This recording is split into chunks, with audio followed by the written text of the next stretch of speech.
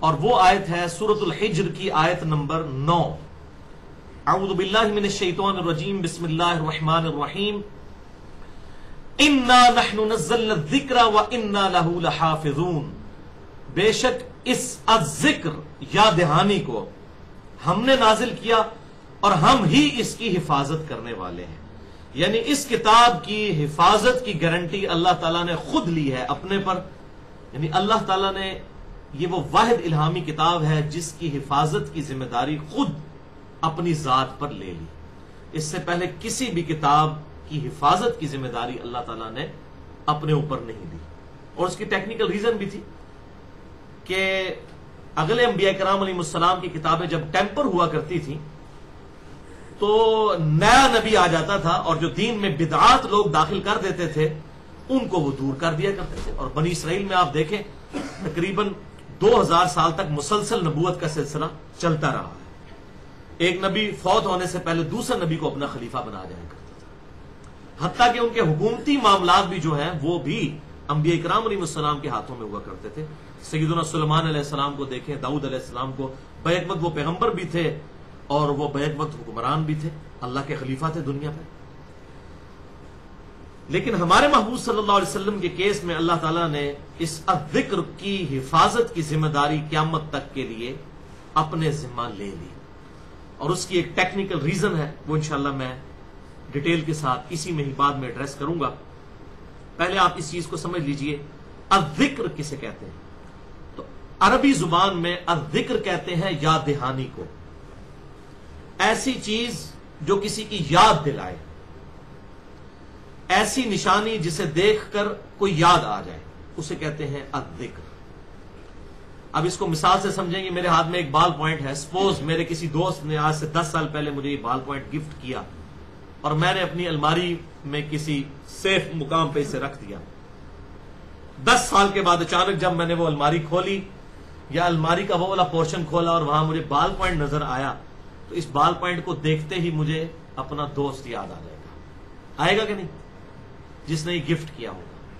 تو یہ بال پوائنٹ میرے لیے ذکر ہوگا, یاد دلانے والا اس دوست کی جس کا یہ گفٹ ہے. اسی طریقے سے یہ قرآن حکیم الذکر ہے, دی ریممبرنس, دی ریمائنڈنگ, اللہ کی یاد دلانے والی کتاب. اللہ تعالیٰ نے ہماری انسٹنکٹ میں توحید جبلت میں رکھ دی ہے. فَأَلْهَمَهَا فُجُورَهَا وَتَقْوَاهَا. اور اللہ تعالیٰ نے روحوں سے جو عہد لیا تھا سورۃ الاعراف کے اندر آتا ہے, جو مسئلہ تقدیر کے لیکچرز میں نے بڑی ڈیٹیل سے مسئلہ نمبر 103, 104 A, B, C میں بیان کیا. ہماری انسٹنکٹ میں توحید موجود ہے. تو اس اندر کے تاروں کو چھیڑنے کے لیے, ان کو چھیڑنے کے لیے کہ لوگ حق کی طرف مائل ہو, یہ کتاب نازل ہوئی. یہ ہے الذکر. انا نحن نزلنا الذکر, بے شک ہم ہی نے اس الذکر, دی ریممبرنس, دی ریمائنڈنگ, الٹیمیٹ یاد دلانے والی, گاڈ کی یاد دلانے والی, کریٹر کی یاد دلانے والی, اس سپریم بینگ کی یاد دلانے والی, اس الٹیمیٹ ٹروتھ کی یاد دلانے والی, اس سپر نیچرل ایجنسی کی یاد دلانے والی کتاب ہم نے نازل کی اور ہم ہی اس کی حفاظت کرنے والے ہیں. اب اس طرف آ جائیں کہ یہ قرآن حکیم قیامت تک کے لیے محفوظ کیوں ہے, اس کی ٹیکنیکل ریزن کیا ہے, اس کی ضرورت کیوں پڑی.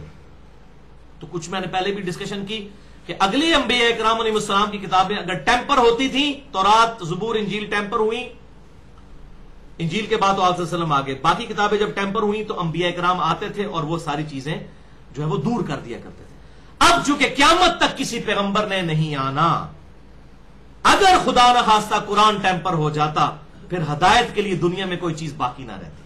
چونکہ ہمارے محبوب صلی اللہ علیہ وسلم کی نبوت, ختم نبوت کی وجہ سے, ما کان محمد ابا احد من رجالکم ولکن رسول اللہ وخاتم النبیین, قیامت تک کے لیے ہے. اس لیے آپ صلی اللہ علیہ وسلم کا معجزہ بھی قیامت تک کے لیے زندہ ہے. یہ کتاب اللہ تعالیٰ نے محفوظ کر دی ہے. یہ آپ صلی اللہ علیہ وسلم کا واحد معجزہ ہے جس کی بنیاد پر دعوی نبوت ہے.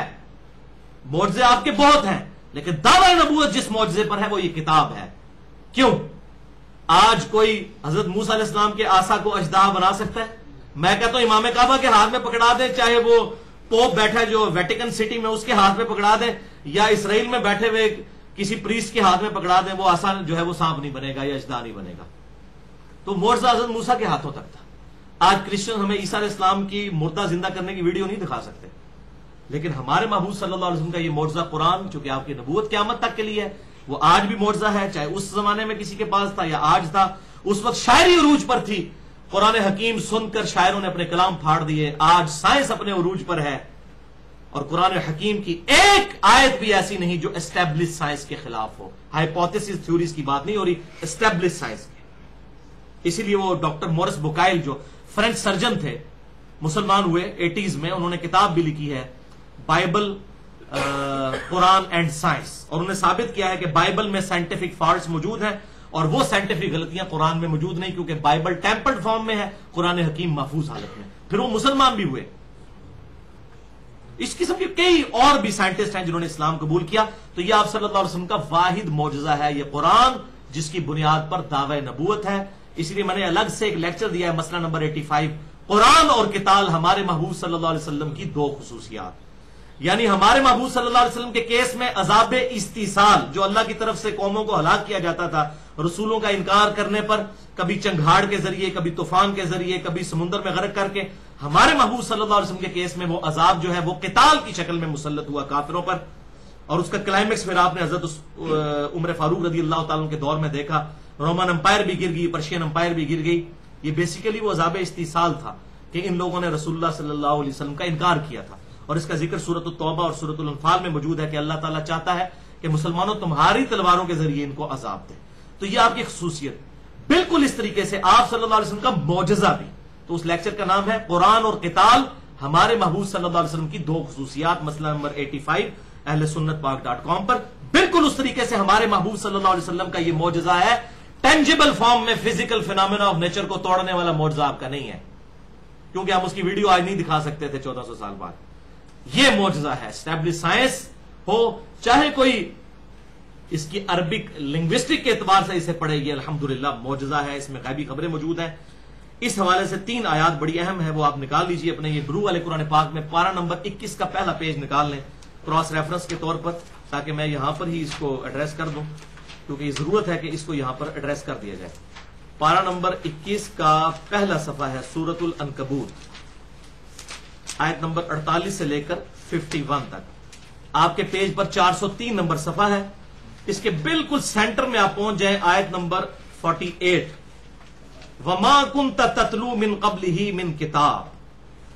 403 نمبر صفحے کے سینٹر میں وما كنت تتلو من قبلہ من کتاب. مل گئی جی آیت. اے محبوب صلی اللہ علیہ وسلم، آپ اس کتاب کے نازل ہونے سے پہلے کتاب میں سے کوئی شے پڑھ نہیں سکتے تھے. یعنی آپ کا معجزہ تھا کہ آپ امی تھے، الٹریٹ. یہ آپ کا معجزہ تھا. ہمارے کیس میں اگر کوئی الٹریٹ ہو تو اس کی خامی ہے. ڈاکٹر اقبال کا شاعر ہونا خوبی ہے، ہمارے محبوب صلی اللہ علیہ وسلم کا شاعر ہونا خامی ہے. وما علمناه الشعر وما ينبغي له ان هو الا ذکر وقرآن مبین. ہم نے اپنے محبوب صلی اللہ علیہ وسلم کو شعر کہنا سکھایا ہی نہیں ہے. یہ قرآن حکیم ہے، یہ اللہ کی طرف سے نازل ہوا. تو یہاں پر بھی آپ صلی اللہ علیہ وسلم کتاب میں سے کچھ پڑھ نہیں سکتے تھے. ولا تخطه بیمینک، اور اے محبوب صلی اللہ علیہ وسلم نہ ہی آپ اپنے دائیں ہاتھ سے کچھ لکھ سکتے تھے. آپ نہ لکھنا جانتے تھے نہ پڑھنا جانتے تھے. اذا لارتاب المبطلون، اگر ایسا ہوتا تو شک والوں کو یہ بات شک میں ڈال دیتی کہ یہ کتاب آپ نے خود لکھ لی ہے. یہ بہت بڑا معجزہ تھا کہ آپ کو لکھنا بھی نہیں آتا، کہیں سے نوٹس بھی نہیں آپ نے نوٹ کیے، اور اتنی ٹینش ڈیٹیل تک واقعات، وہ واقعات جو تورات اور انجیل میں ٹیمپرڈ فارم میں تھے، ان کی صحیح فارم یہاں پر موجود ہے. خدا نہ خواستہ اگر آپ نے تورات اور انجیل سے چوری کیے ہوتے، جیسا کہ آج کل بعض کرسچنز کہتے ہیں کہ کاپی رائٹس کا مقدمہ کر دیتے، تو ان سے پوچھیں کہ تورات اور انجیل میں وہ تو اتنی بےہودہ باتیں لکھی ہوئی ہیں، وہ اگر ہمارے نبی نے وہاں سے نقل کی ہوتی تو یہ باتیں وہ کیوں نہ یہاں پر نقل ہوتی، اور کتنی سائنٹیفک غلطیاں موجود ہیں وہ کیوں نہیں نقل کر لی. تو یہ آپ نے خود نہیں لکھی، آپ کا معجزہ تھا. بل ہوا آیات بینات فی صدور الذین اوتوا العلم، بلکہ یہ تو اللہ کی روشن آیات ہیں، سائنس ہیں اللہ تعالیٰ کی ان لوگوں کے دلوں میں جن کو اللہ نے علم دیا ہے. وما یجحد بآیاتنا الا الظالمون، اور ہماری آیات سے تو جھگڑا نہیں کرتے مگر وہی لوگ جو کہ ظالم ہیں. وقالوا لولا انزل علیہ آیات من ربہ، اور یہ کہتے ہیں کہ اس نبی پر کوئی معجزہ کیوں نہیں نازل ہوا. یہ آیت قرآن میں بار بار آتی ہے. کافر کہتے ہیں معجزہ، وہ معجزہ کہتے تھے تم کہتے ہو مردے زندہ کرنا تو زندہ کر کے بتاؤ، تم کہتے ہو آسمان پر چڑھنا تو ہمارے سامنے چڑھ کے بتاؤ. ہمارے سامنے نہریں رواں کر دو. سورہ بنی اسرائیل کے آخری رکوع میں وہ 9 معجزات ہیں جو مانگتے تھے, فزیکل فینومینا آف نیچر کو توڑنے والے, ٹینجیبل فارم میں. تو یہاں پر کہا جا رہا ہے کہ یہ کافر کہتے ہیں کہ آپ پر کوئی معجزہ کیوں نہیں نازل کیا گیا. قل انما الآیات عند اللہ, اے نبی فرما دیجئے معجزے تو اللہ تعالیٰ کے اختیار میں ہیں. وانما انا نذیر مبین, اور بے شک میں تو ہوں صرف ڈر سنانے والا, تمہیں آخرت کے بارے میں بتانے والا, میرے اختیار میں کوئی معجزہ نہیں ہے. اولم یکفہم انا انزلنا علیک الکتاب, کیا ان کے لیے یہ معجزہ کافی نہیں کہ ہم نے ان پر کتاب نازل کی ہے. یہ ہے وہ آیت جو ثبوت کہ آپ صلی اللہ علیہ وسلم کا واحد معجزہ جس کی بنیاد پر دعوی نبوت ہے وہ یہ کتاب ہے. یہ ہے ثبوت. اولم یکفہم انا انزلنا علیک الکتاب, کیا ان کے لیے کافی نہیں ہے کہ ان پر کتاب نازل کی گئی ہے, یتلی علیہم, جو تلاوت کی جاتی ہے ان پر. ان فی ذلک لرحمۃ وذکری لقوم یؤمنون, اس کتاب میں ہے رحمت اور نصیحت اس کے لیے جو بات ماننا چاہے. جو نہیں ماننا چاہتا اس کے لیے ذکرہ نہیں ہے, جو ماننا چاہے اس کے لیے ذکرہ ہے. انا نحن نزلنا الذکر وَإِنَّا لَهُ لَحَافِظُونَ, بے شک اس نصیحت کو ہم نے نازل کیا اور ہم ہی اس کی حفاظت کرنے والے ہیں. تو یہ وہ آیت مبارکہ تھی کراس ریفرنس کے طور پر کہ آپ صلی اللہ علیہ وسلم کا یہ واحد معجزہ ہے. اور سائنٹیفک فیکٹس کے حوالے سے ڈاکٹر ذاکر نائک کا بھی ایک لیکچر ہے, از قرآن گاڈز ورڈ, وہ بھی آپ دیکھ سکتے ہیں. 3-4 گھنٹے کی ویڈیو ہے, کوسچن آنسر سیشن بھی ہے, یوٹیوب پہ آپ کو مل جائے گا. بل آخر میں یہ 2-3 حدیثیں اس حوالے سے بیان کر دوں. قرآن حکیم کے معجزہ ہونے کے اعتبار سے صحیح بخاری اور صحیح مسلم کی متفق علیہ حدیث ہے. ویسے یہ حدیثیں میں نے مسئلہ نمبر 1 میں بھی بیان کی ہیں. بخاری اور مسلم دونوں میں ہے کہ آپ صلی اللہ علیہ وسلم نے فرمایا کہ اللہ تعالیٰ نے ہر نبی کو کوئی نہ کوئی معجزہ دیا تھا جس کی وجہ سے لوگ اس پر ایمان لاتے تھے, اور مجھے اللہ نے وحی کا معجزہ دیا ہے. اور میں اللہ سے امید کرتا ہوں کہ چونکہ یہ معجزہ بڑا ہے تو قیامت والے دن سب سے زیادہ متبعین میری ہی امت سے ہوں گے, میرے پیروکار زیادہ جنت میں جانے والے ہوں گے, کیونکہ یہ معجزہ سب سے بڑا ہے. اور بخاری اور مسلم کی متفق علیہ حدیث ہے کہ جنتیوں کا نصف آپ صلی اللہ علیہ وسلم کی امت سے ہوگا اس معجزے کی وجہ سے.